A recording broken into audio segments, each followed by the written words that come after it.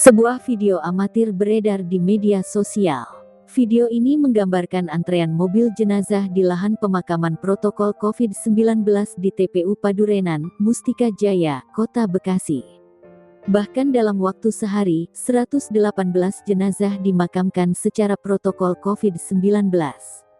Kondisi ini diakui oleh petugas pengantar jenazah, Kepala Dinas Pertamanan, Kawasan Permukiman, dan Pemakaman, Disperkimtan Kota Bekasi Jumhana Lutfi mengonfirmasi kebenaran video tersebut. Namun, antrean ambulans bukan disebabkan petugas yang mulai kewalahan memakamkan jenazah pasien COVID-19. Tapi melainkan, satu mobil jenazah bisa mengangkut 2 hingga 4 peti jenazah.